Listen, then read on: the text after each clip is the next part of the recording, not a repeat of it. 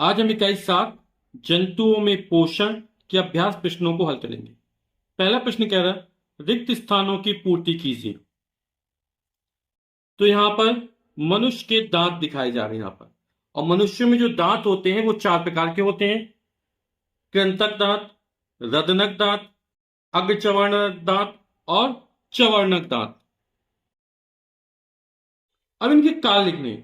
जो कृंतक दांत होते हैं वो काटने का कार्य करते हैं, यहां पर ये काटने का काम करते हैं। रदनक दांत फाड़ने का कार्य करते हैं। अग्रचर्वणक और चर्वणक दांत जो होते हैं वो पीसने और चबाने का कार्य करते हैं। तो अग्रचर्वणक और चर्वणक ये पीसने और चबाने का कार्य करते हैं। अब यहां पे दांत दिखा रहा है, ये लिखा सफेद, फिर पीली, फिर लाल, फिर पीला। और यहां पर पल्प, यहां पर ये जो परत कहलाती है इसे बोलते हैं दांतों का इनामल। ये दांतों की ऊपरी परत होती है। और हमारे शरीर में पाया जाने वाला जो कठोरतम पदार्थ होता है वो दांतों का इनेमल होता है। और जो इनेमल होता है वो कैल्शियम एनेमेलिन नामक लवण और प्रोटीन से बना होता है। तो यहां पर आ जाएगा इनेमल। प्रश्न नंबर 2 है अनुच्छेद को ध्यान से पढ़कर खाली स्थान भरिए। हमें स्वांगीकरण, पाचन, बहिक्षेपण, अंतर्ग्रहण और अवशोषण बढ़ना है। तो मानव सहित अन्य विकसित जंतुओं में भोजन का मुख द्वारा होता है। तो भोजन जो अंदर जाता है मुख के द्वारा जाता है। तो यहां पर भोजन का अंतर्ग्रहण आएगा। जटिल एवं अघुलनशील खाद्य पदार्थों को सरल एवं घुलनशील खाद्य पदार्थों में परिवर्तित होने के पूरे प्रक्रम को पाचन कहते हैं। और यही पाचन की परिभाषा हो जाएगी। हमसे पूछा पाचन किसे कहते हैं, तो जटिल एवं अघुलनशील खाद्य पदार्थों के सरल एवं घुलनशील खाद्य पदार्थों में परिवर्तित होने के पूरे प्रक्रम को पाचन कहते हैं। छोटी आंत की दीवारों पर पाए जाने वाले अंगुली नुमा बिलाई द्वारा पचे हुए भोजन के पोषक पदार्थ को अवशोषित किया जाना जो होता है वो अवशोषण कहलाता है। यहां पर अवशोषण के बाद पचे हुए भोजन का उपयोग कोशिकाओं द्वारा शरीर की वृद्धि एवं अन्य जैविक क्रियाओं के संचालन हेतु किया जाना कहलाता है। तो ये जो हमारा कहलाएगा भोजन स्वांगीकरण में चला जाएगा। यहां पर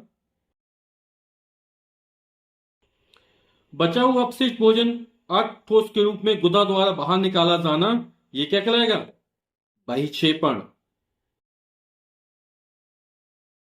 तो प्रश्न नंबर 3 कह रहा है आहार नाल के विभिन्न भागों को चित्र के साथ सुमेलित कीजिए। तो यहां पर कुछ अस्पष्ट नजर आता है, मैं साफ साफ लिख दिया है। तो आहार नाल मनुष्य में मुख द्वारा ग्रहण किया गया भोजन, जो मुख से भोजन करते हैं वो एक लंबी नलिका से होकर गुजरता है ना, जिसे आहार नाल कहते हैं। और जो आहार नाल में होता है मुखगा आती है, फिर ग्रास नली आती है, आमाशय आता है, फिर छोटी आंत आती है, फिर बड़ी आंत आती है ना। तो यहाँ पर भोजन को जो अंतर्ग्रहण हो रहा है वो भोजन मुख एवं मुख द्वार हो रहा है। तो यहां पर ये हो जाएगा भोजन का अंतर्ग्रहण। फिर पाचन, जो पाचन की प्रक्रिया होती है वो मुख गहे से स्टार्ट हो जाती है ना। और कहां तक चलती है, छोटी आंत के प्रथम भाग तक। तो यहां छोटी आंत यहां से पाचन की प्रक्रिया चालू हो गई और कहां तक जाएगी, छोटी आंत के प्रथम भाग तक जाएगी। यहां तक हमारा पाचन चलेगा। ठीक, मुख द्वार से कहां तक चला, छोटी आंत के प्रथम भाग। तो यहीं से पाचन की प्रक्रिया चल, यहां पर जाता है भोजन, तो हमने ग्रहण किया तो उसको दांतों से चबाते हैं, उसमें टाइलिन नामक एंजाइम मिलता है, लुगदी बनती है, फिर धीमे धीमे का खिसकना प्रारंभ करता है ना। और हमारे समय आते उस जठर रस मिल जाता है। तो ये छोटी आंत के प्रथम भाग तक इसका पाचन चलता है। फिर जो अवशोषण की प्रक्रिया होती है तो छोटी आंत की जो अंतिम भाग में पहुंचता है तो यहां पर दीवारों में है ना अंगुलीनुमा उभार या बिलाई पाए जाते हैं। और ये क्या करते हैं, पचे हुए भोजन पदार्थों को अवशोषित कर लेते हैं। तो जो अवशोषण की प्रक्रिया होती है वो यहां पर होती है छोटी आंत के अंतिम भाग पर। फिर अवशोषण आ गया।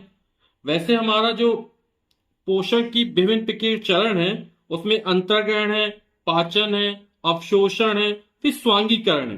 स्वांगीकरण में क्या होता है, जो अवशोषण के बाद बचे हुए भोजन का उपयोग कोशिकाओं द्वारा शरीर की वृद्धि एवं अन्य जैविक क्रियाओं के संचालन में किया जाता है ना। तो इस प्रक्रिया को स्वांगीकरण कहते हैं।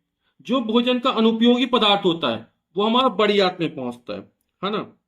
और यहाँ पर जो पानी की अतिरिक्त मात्रा होती है वो अवशोषित कर ली जाती है, और अब ये जो भोजन होता है वो अर्ध ठोस रूप में मलाशय में आ जाता है, और जिसे गुदा द्वारा मल के रूप में बाहर हम निकाल देते हैं।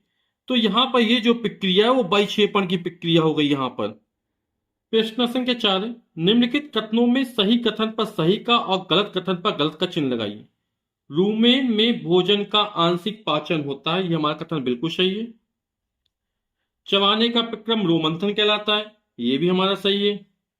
घास खाने वाले जंतु में सेलुलोज का पाचन आसानी से हो जाता है, ये गलत है। सीकम छोटी आंत और बड़ी आंत के बीच पाई जाती है, ये भी बिल्कुल सही है। अंधनाल मनुष्य में पाई जाती है, ये हमारा गलत है, अंधनाल मनुष्य में नहीं पाई जाती। फिर यहाँ बोले दिए गए चित्र में प्रदर्शित भाग का नाम लिखिए। तो यहाँ पर ये हमें जो अमीबा का चित्र नजर आ रहा है, और अमीबा जो है वो पदार्थ के द्वारा भोजन ग्रहण कर रहा है, कीटों ग्रहण करना है, ये हमारा कीट नजर आ रहा है, ये कीट है। और यहाँ पर ये जो है वो पादाब नजर आ रहे हैं, है ना। तो ये जो हमारा हो जाएगा वो क्या हो जाएगा, पादाब हो जाएगा। तो यहाँ पर ये जो चित्र नजर आ रहा है वो अमीबा में पादाब द्वारा भोजन करने की प्रक्रिया का चित्र है ये।